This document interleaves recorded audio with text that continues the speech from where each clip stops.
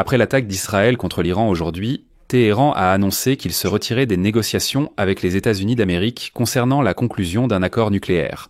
Après cela, le président américain Donald Trump a déclaré que l'Iran devait immédiatement signer l'accord nucléaire, sinon il ne resterait tout simplement plus rien de lui.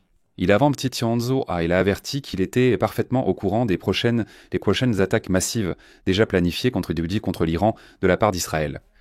Et si l'Iran ne signe pas l'accord nucléaire, ces attaques détruiront simplement ce pays. De plus, Donald Trump a déclaré qu'il était attaché à la défense d'Israël et aux négociations avec l'Iran.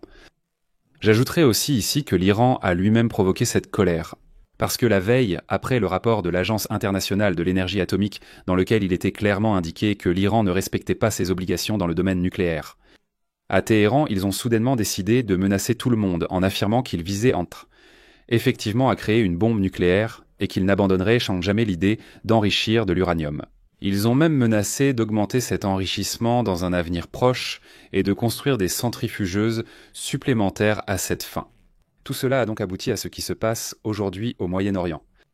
D'ailleurs, les amis, j'ai fait une analyse complète de l'attaque d'Israël contre l'Iran d'aujourd'hui dans un épisode séparé, le précédent.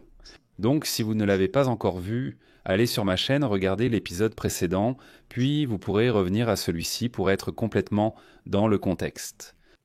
Je suis Alexei Petchy, nous verrons tout en détail. Mais avant de commencer, je vous demande de vous abonner à cette chaîne, de mettre un like et d'écrire n'importe quel commentaire. Cela aidera à promouvoir cet épisode afin qu'il puisse être vu par le plus grand nombre de spectateurs possible. De plus, les amis, abonnez-vous à ma chaîne Telegram. Le lien se trouve dans la description de cette vidéo. Après l'attaque d'Israël contre l'Iran aujourd'hui, Téhéran a déclaré qu'il ne participerait plus aux négociations nucléaires avec les États-Unis d'Amérique. Les autorités américaines ne commandent mauvaise encore cette idée, mais elles disent que de leur côté, les négociations sont toujours en cours. En fait, dimanche, un 6e cycle de négociations devait avoir lieu à Oman entre les délégations américaines et iraniennes concernant le programme nucléaire de Téhéran. L'envoyé spécial du président américain, Steve Witkoff, prévoyait de rencontrer le ministre des Affaires étrangères iranien, Abbas Araghchi. Et selon la déclaration du secrétaire d'État américain Mark Rubio, les États-Unis ne participent pas et n'ont pas l'intention de participer aux attaques aériennes contre l'Iran. Il a ajouté qu'Israël avait informé Washington qu'il s'agissait d'un acte de légitime défense. Quelques heures avant l'attaque, le président américain Donald Trump a averti que l'attaque détruirait très probablement les chances d'une résolution diplomatique du problème du programme nucléaire iranien. Trump a ajouté qu'il savait qu'Israël allait lancer des frappes et a souligné que les États-Unis prendraient toutes les mesures nécessaires pour protéger leur installation au Moyen-Orient. Mais aujourd'hui, après ces attaques, Trump a déclaré qu'il espérait qu'Iran reviendrait tout de même à la table des négociations sur le programme nucléaire. Il a aussi affirmé que l'opération israélienne ne nous a pas surpris. Et lors d'une interview avec un journaliste, il a déclaré qu'il était au courant à l'avance des plans d'Israël de frapper l'Iran. Il n'y a eu aucune surprise, mais il a souligné que les États-Unis n'étaient pas impliqués dans cette opération. Comme l'a déclaré Trump, Washington attend de voir si Téhéran va riposter.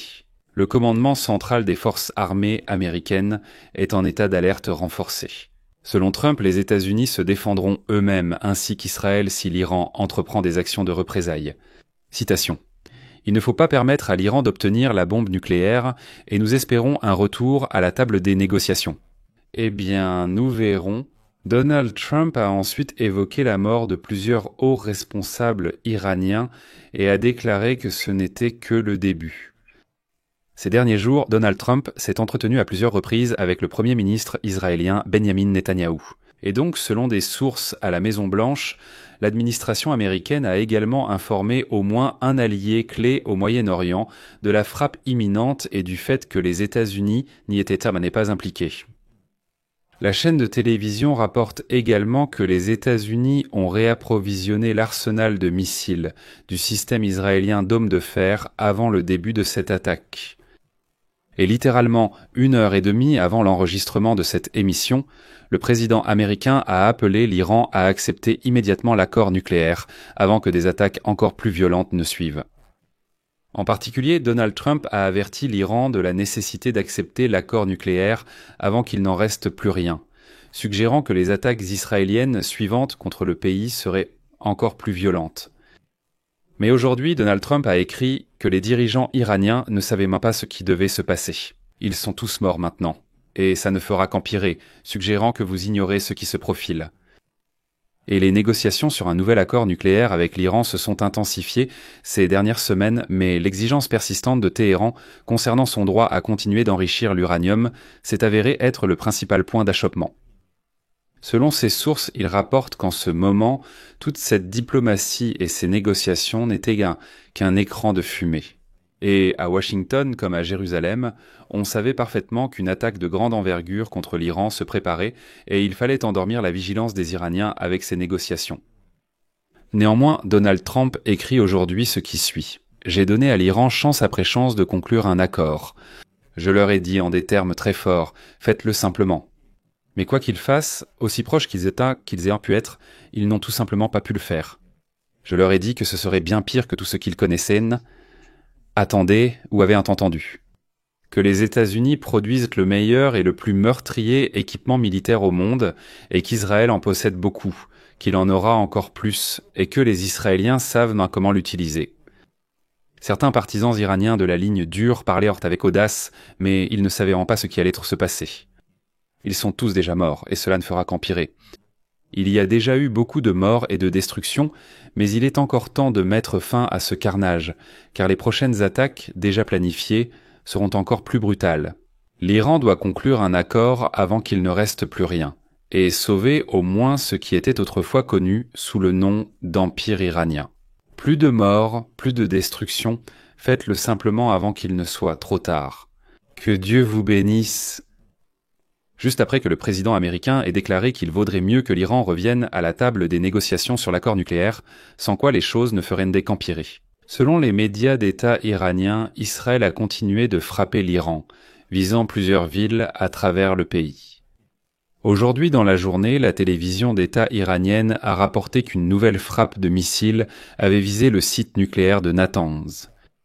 La périphérie des villes de Tabriz et Shiraz a également été attaquée, une attaque que la télévision d'État a qualifiée d'agression.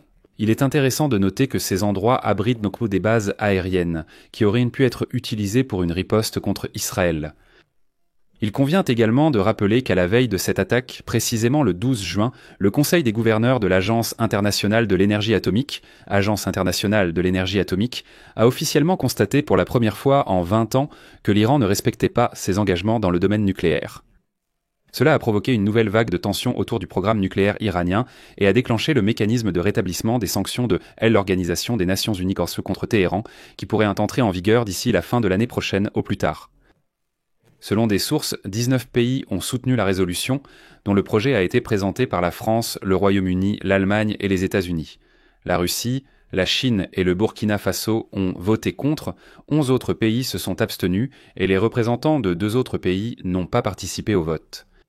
Comme il ressort du texte du document consulté par les journalistes, le Conseil des gouverneurs de l'Agence internationale de l'énergie atomique a de nouveau exigé avec insistance que Téhéran fournisse sans délai des explications concernant les traces d'uranium découvertes sur plusieurs sites et non déclarés comme nucléaires.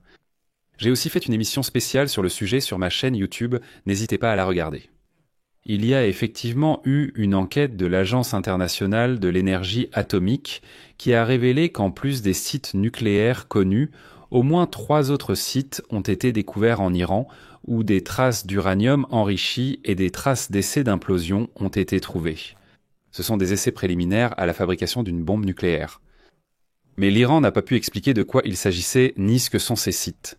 De plus, les inspecteurs de l'Agence internationale de l'énergie atomique ont trouvé des traces montrant qu'ils avaient essayé de désinfecter les lieux de ces essais afin de détruire les traces. Il convient également de rappeler qu'au début de ce mois, le guide suprême de l'Iran, l'ayatollah Ali Khamenei, a déclaré que Téhéran ne renoncerait pas à son programme d'enrichissement de l'uranium. Il a catégoriquement rejeté l'une des conditions clés avancées par Washington pour résoudre le différend nucléaire, la qualifiant de contraire aux intérêts de l'Iran. À ce moment-là, 5 séries de négociations entre Téhéran et les pays occidentaux n'avaient toujours pas permis de résoudre les questions cruciales. L'Iran continuait d'insister sur son droit à enrichir de l'uranium sur son territoire et refusait d'exporter à l'étranger les stocks déjà accumulés de matières hautement enrichies qui pourraient précisément être utilisées à des fins militaires. Après la publication de la résolution de l'Agence internationale de l'énergie atomique, Téhéran a soudainement décidé hier, le 12 juin, de menacer le monde entier. Ils ont annoncé leur intention d'augmenter l'enrichissement de l'uranium, de construire de nouvelles centrifugeuses et d'envisager potentiellement la création d'armes nucléaires. Déjà dans la nuit du 13 juin, après toutes ces déclarations, Israël a lancé une opération militaire contre l'Iran. Eh bien, Donald Trump dit qu'il vaudrait mieux que vous acceptiez notre accord nucléaire, sinon ces attaques vont s'intensifier et les États-Unis ainsi qu'Israël fourniront toutes les armes nécessaires pour mener de telles frappes. C'est pourquoi je vais m'arrêter ici. Les amis, donnez votre avis et vos conclusions dans les commentaires sous cette vidéo. Abonnez-vous à la chaîne, activez la cloche et n'oubliez pas de mettre un like. De plus, si vous souhaitez soutenir le travail de cette chaîne, vous pouvez le faire financièrement en faisant un don via les liens et les coordonnées dans la description de cette vidéo.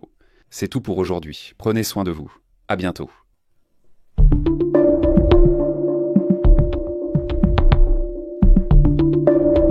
La suite arrive.